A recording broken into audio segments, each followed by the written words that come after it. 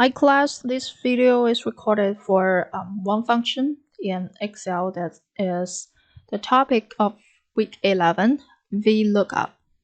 So to begin with, we know that a Vlookup needs 4 pieces of information, and we will use some examples to explain how to write out the 4 pieces of information each time. And to begin with, I would like to introduce where to locate this formula. Actually, what you can do is just to type a equation sign and directly type VLOOK.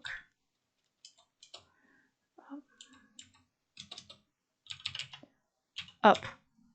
Okay, this will give you a hint what comes next. For example, the lookup value, the table array, column index, and the range to look up. Okay, this is the first way, very straightforward way to call the VLOOKUP function. And there's another way. If you can go to the formulas tab and click on the lookup and the reference button, scroll down and choose VLOOKUP. Okay, it will give you a pop-out window, and you can actually type in your arguments here. So let's explain each of these 4 arguments. Okay, for activity 1, okay, we would like to search what is the gross margin of 2016, and we now have 4 cells ready. One cell is for us to type in the keyword 2016. We can actually use a different number, say 2012 or 2018. Okay, and another cell is for us to type in the formula. So here, the lookup value, we're going to learn, say we're going to search the year, right? We can actually type in 2016 here because we know this is the exact year that we are looking for. But instead, there is a second way.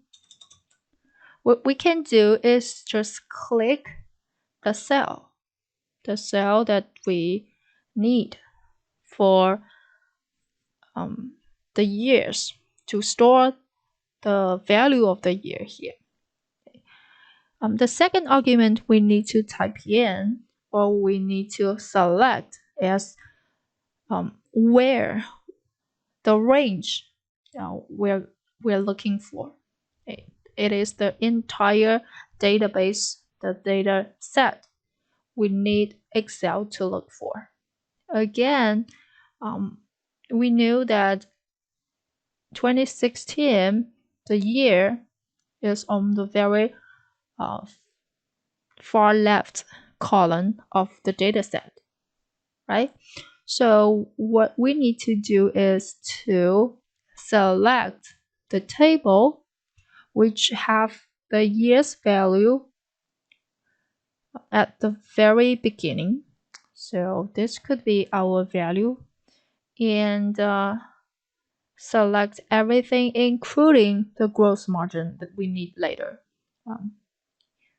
So we can select everything including net sale, cost of goods sold, gross margin, operating expenses, and profit, or that we can select year, net sale, cost of goods sold, and gross margin only. Okay. And next, so here we will enter the 2, right? 2 arguments here. What about the column index? Here is we will let Excel know which column Excel needs to return the value to us, and how to count the number of the columns. We know that the year, the information that we are trying to look for, would ideally be on the very first column. Okay? And we number this column as the number 1 column. As a result, net sale would be the second column, cost of goods sold would be third column, and gross margin will be the fourth. So in order to get information from this column, gross margin, we let Excel know that this is the fourth column we are trying to look at. And the last argument we need to type in is, how about the, say, what is the logic Excel needs to follow? What if there is no exact matching for our search? For example, what if we typed in 2008 and there's no 2008 in the years column? What shall the Excel do? Shall Excel give us a similar value that's pretty similar to 2008, but it gives us a result of 2009? Okay. If we do want a exact match, then we could just use force. Okay. Otherwise, if we would like Excel to show us the closest value, the closest match, we can use the argument true. Okay. It's either true or false. But in this case, we do need to use false because we know 2016 is right here, right? Yet we don't want 2015 or 2017's number to be shown because they are pretty similar to each other. Okay, just click on OK, and that will be the results. And here, the good thing about using a reference cell in the argument, here we used B13 instead of typing in 2016 here. The good side of it is that we can just type in a different number, say 2018, and Excel returns a different gross margin instantly. Okay, and we can do the same thing to the second table, which require us to look for the profit. What is the profit of the year 2008? See here, there's no 2008 here, right? But assuming this is a different year, what would be the formula that we ask Excel to perform? Okay, let's do a direct typing this time. So always an equation sign, and then we can type in Vlookup. V stands for lookup. V stands for vertical here, okay, because we do have a similar function that is called horizontal lookup. We will use H lookup for that function and use preferences. The lookup value would be the year.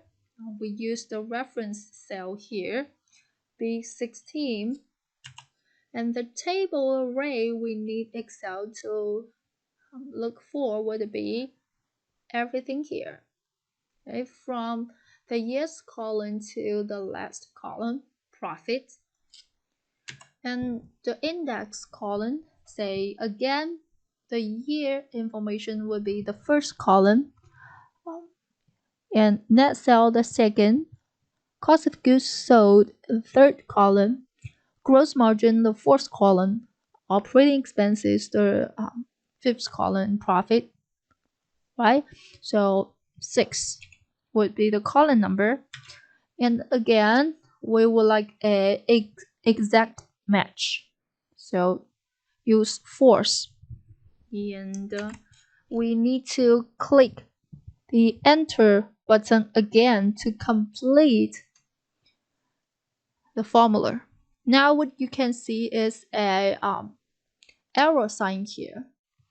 And you can click on the little arrows here to see the hint.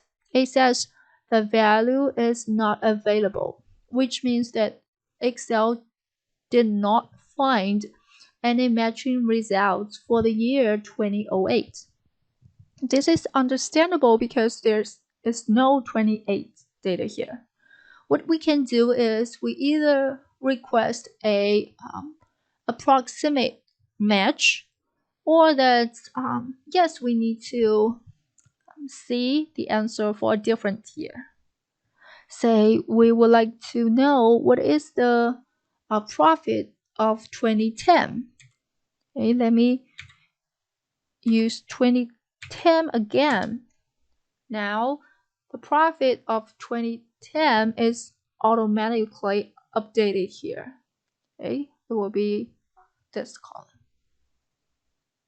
this cell. This is the first activity. Okay, and we can use the second activity to explain. Okay, how about we would like to search for names instead of those financial database. Okay. Again, we need to have at least 2 cells.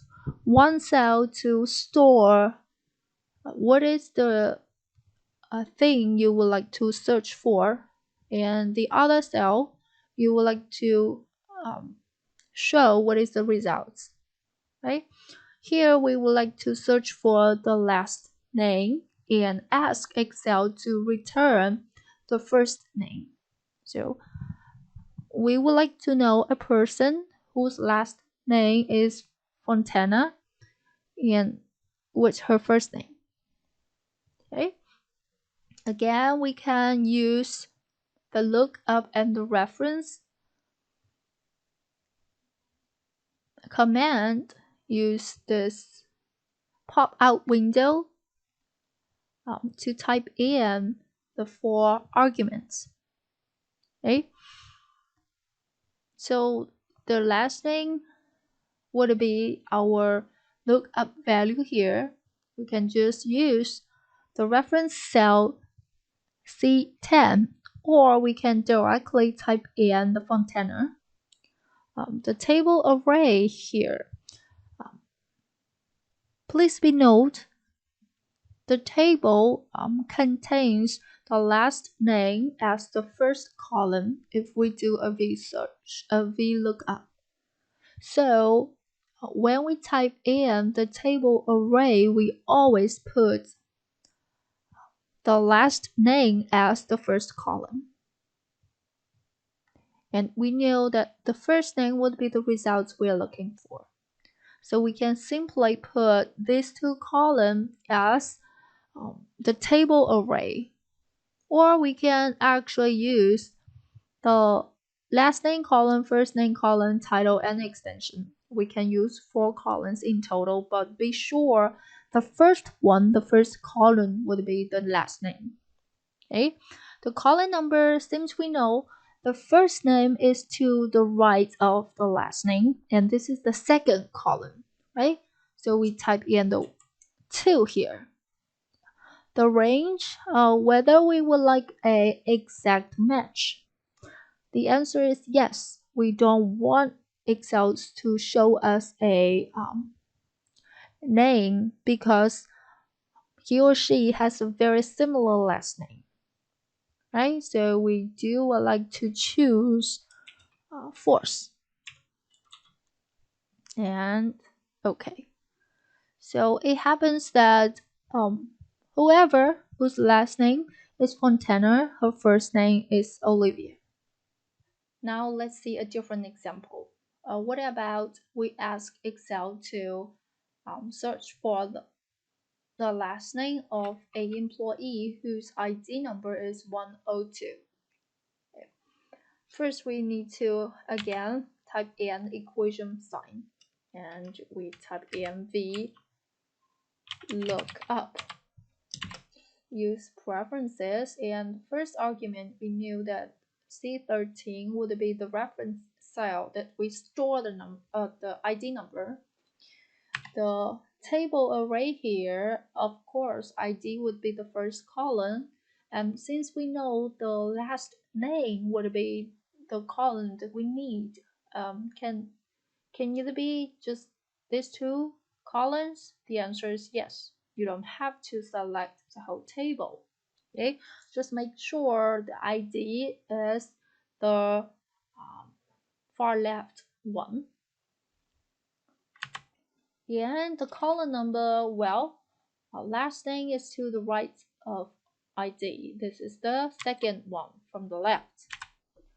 And we do want a exact match. We don't want see a name, say Pattern or Burke, because 104 is quite similar to 102, right? We request a exact match by typing in force, and Excel gives us the last name, Fontana, instantly.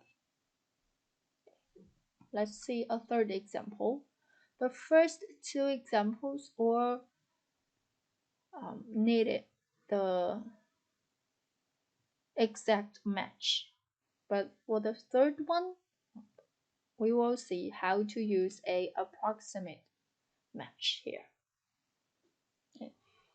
The question is, what if we have known that 60% of the score equals to D minus in the grading system?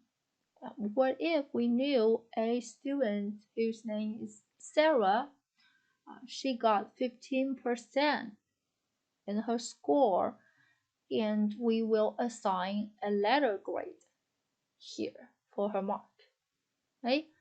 Here we actually cannot find an exact match. The first column does not include 15%. So how to read this column? It actually means that if you receive 0%, you're getting an F.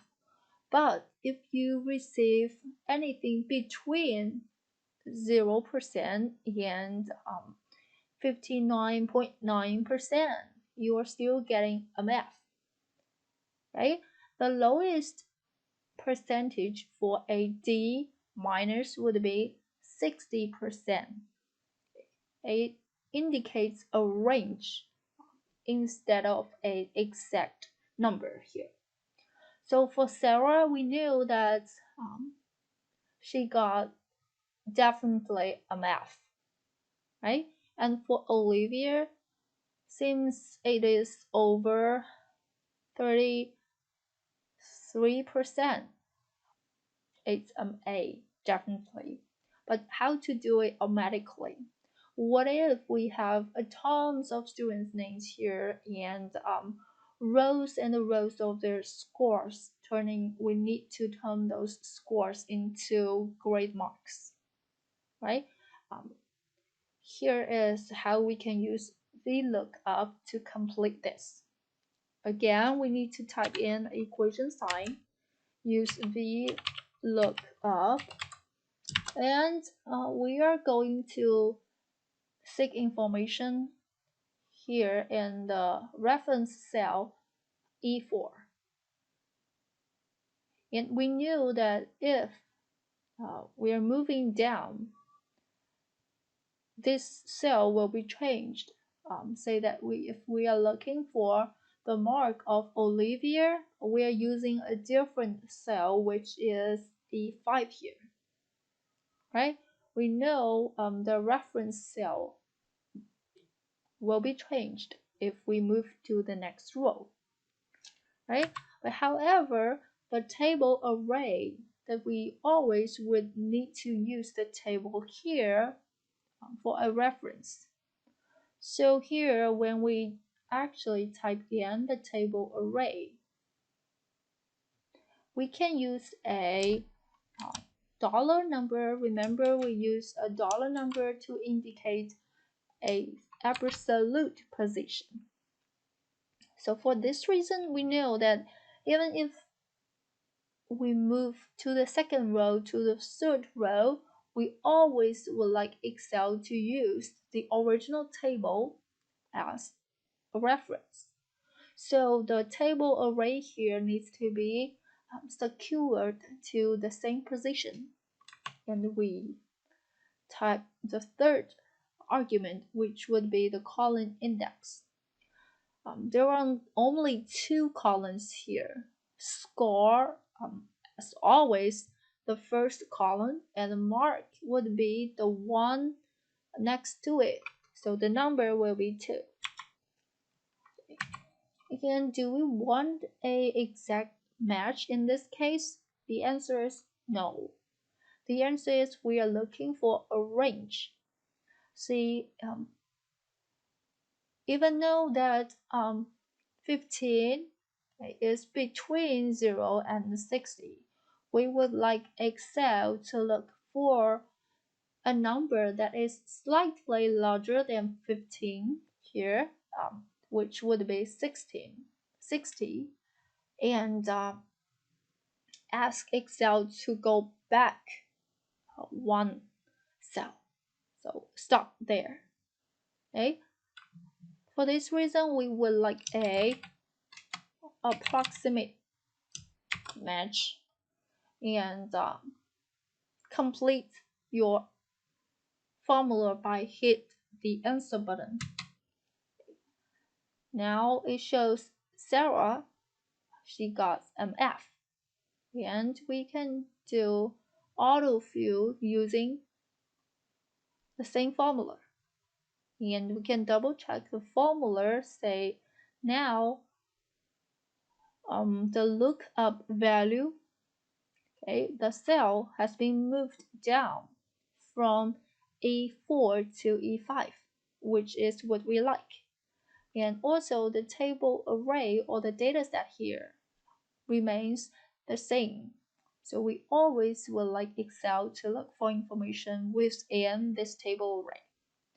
And the second column, the mark column, is always the one we would like Excel to return. And we always want a approximate match. For this one, we don't see anything. It is 94 here. We don't see any 94 here. But we can ask Excel to look for a number which is slightly larger than 94 and go back to one cell, which is 93, to fetch the grade, to fetch the mark. Since there's nothing larger than 94 here, Excel would just automatically go back one level, go back to 93% and achieve the corresponding mark, which would be the letter grade A here.